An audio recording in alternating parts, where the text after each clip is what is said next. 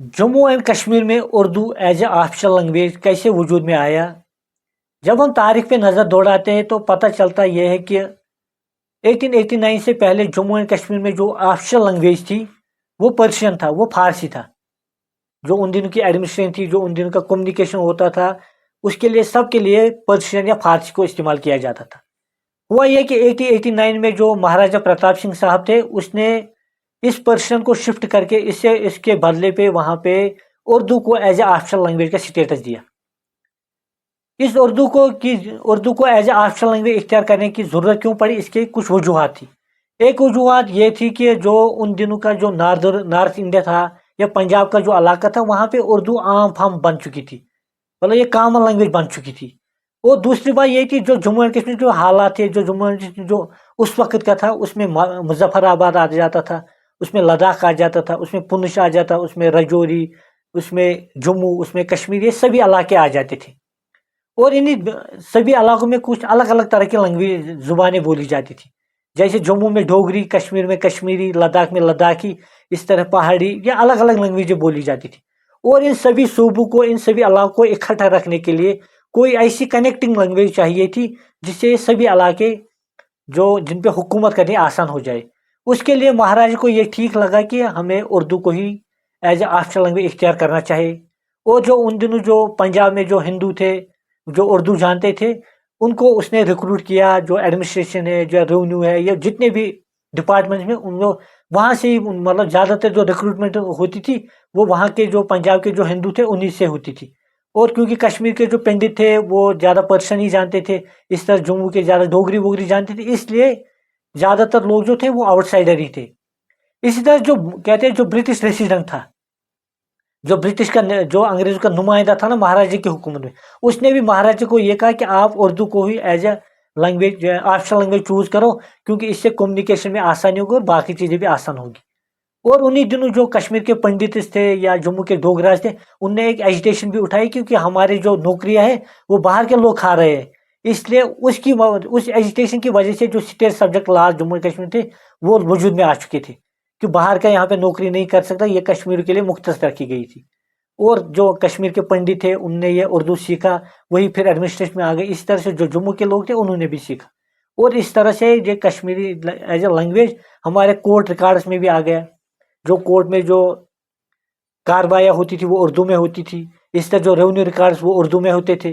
जो एडमिनिस्ट्रेशन में जो मतलब जो डे टू डे ऑर्डर्स निकलते थे या कम्युनिकेशन जो उनकी होती थी वो उर्दू में होती थी। इसी एजुकेशन में भी इवन ये लैंग्वेज आ गई थी। इसी तरह से इतना ही नहीं, जो पुलिस चालान होते हैं, जो पुलिस का जो काम काज रहता है वो भी उर्दू में शुरू हो गया।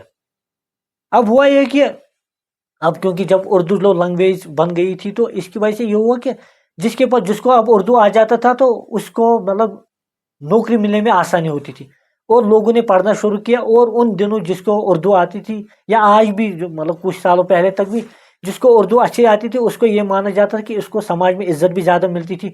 वो एक एज ए सोशल मोबिलिटी, मतलब ऊपर आने के लिए एक जरिया बन चुका था समाज में लोगों के लिए। उर्दू सीखते थे और एज ए स्टेटस सिंबल भी मानी जाती थी। फिर हुआ ये कि जो 1947 में जब आज़ादी हो गई तो उसके बाद ये हुआ कि जम्मू एंड कश्मीर ने फिर से जो जम्मू एंड कश्मीर कॉन्स्टिट्यूशन उसने फिर से इसी उर्दू को एज ए ऑफिशियल लैंग्वेज बरकरार रखा। और जब हम देखते हैं कि 1947 के बाद जो कम्युनिकेशन है, इवन एजुकेशन जो 1990s तक था उर्दू में दी जाती थी। इसी तरह से जब हम देखते हैं बाकी चीज़ें, जर्नलिज्म जो कश्मीर के अखबार थे जम्मू के वो ज़्यादातर उर्दू में ही रहते थे। इससे जो शायरी थी, जो नसर निगारी थी, जो लिटरेचर है वो भी बहुत सारा डेवलप इसी उर्दू लैंग्वेज में हो चुका था। और लोगों में एज ए प्रेस्टीज मानी जाती कि मुझे जिसको उर्दू आ जाता था लिखना पढ़ना उसके लिए नौकरियाँ भी आसान बन जाती थी। और इसी तरह से रेवेन्यू में, कोर्ट प्रोसीजर में, ये सभी या जो पुलिस डिपार्टमेंट है, एडमिनिस्ट्रेशन है, ये सब में आ चुका था। अब जो ये कंट्रोवर्सी आजकल हुई कि इसकी वजह कुछ और हो सकती है। पहली बात मैं ये कहूँगी 2020 में जो पार्लियामेंट में एक कानून पास किया गया जिसका नाम है Jammu and Kashmir official language act. इसने 5 जुबानों को एज ए ऑफिशियल लैंग्वेज का स्टेटस दिया। इससे पहले सिर्फ उर्दू था, इसने डोगरी को भी ऑफिशियल लैंग्वेज माना, इसने कश्मीरी को भी ऑफिशियल लैंग्वेज माना, इसने इंग्लिश को भी एज ए ऑफिशियल लैंग्वेज माना। जब ये सभी लैंग्वेज को as a official language status दिया गया, उर्दू की जो वो खुसूसी सूरत थी उसको ख़त्म किया गया। अब 5 लैंग्वेज में कोई भी ऑफिशियल लैंग्वेज हो सकती है।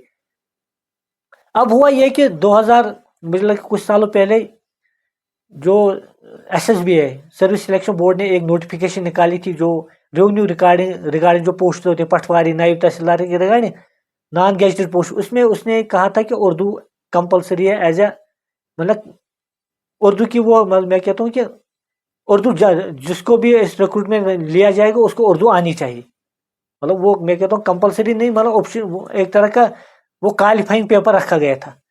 اب اس میں ایک بار کیٹ میں مسئلہ چلا گیا، کیٹ نے کہا کہ نہیں جو یہ 5 لینگویج آپشنل ان میں سے جس کو جو آ جائے اس کو وہ آنی چاہیے تو اتنا ٹھیک ہے۔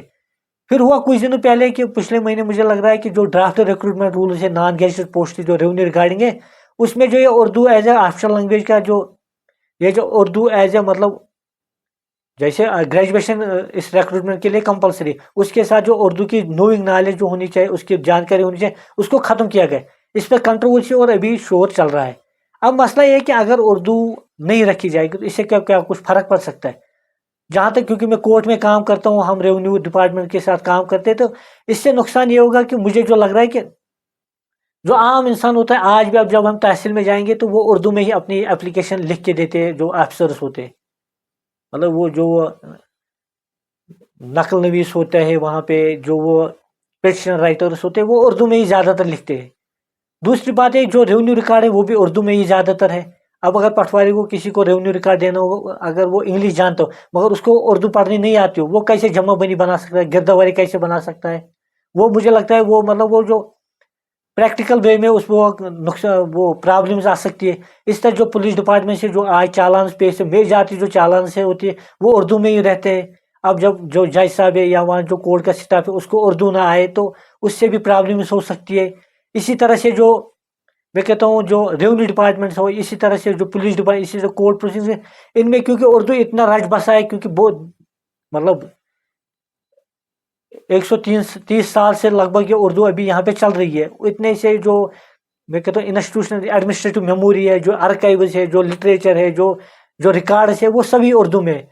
ہاں اگر اس میں ٹرانزیشن ہو سکتا ہے، اس میں ٹائم لگ جائے گا، مگر ایز آف ناؤ ابھی اتنا وہ ٹرانسلیشن نہیں ہو چکا ہے، ابھی ریکارڈس اتنے نہیں ٹرانسفر ہو چکے۔ ایون جو کورٹ پروسیڈنگ جو کورٹ ریکارڈس ہے وہ سبھی اردو میں ہے پرانے، اتنا جو بہت سارا مٹیریل اس کو چینج کرنے میں، شفٹ کرنے میں، اس کا ٹرانسلیشن کرنے میں اس میں ٹائم لگے گا۔ ایز آف ناؤ اردو رہنی چاہیے، اور کیونکہ اس کے بغیر میں کہتا ہوں وہ جو آفیسر ہوں گے وہ کسی کام کے نہیں ہوں گے، کیونکہ کام ہی اردو کے ساتھ ہے۔ جس کو اردو نہیں، میں کہہ رہا ہوں ریونیو کیا کرے گا، وہ جس کو اردو نہیں آئے گی وہ پولیس میں چلو لکھ سکتے ہیں چالان، جو پرانے جو رہتے ہیں وہاں پہ وہ تو ویسے ہی ابھی چل رہا ہے۔ شکریہ۔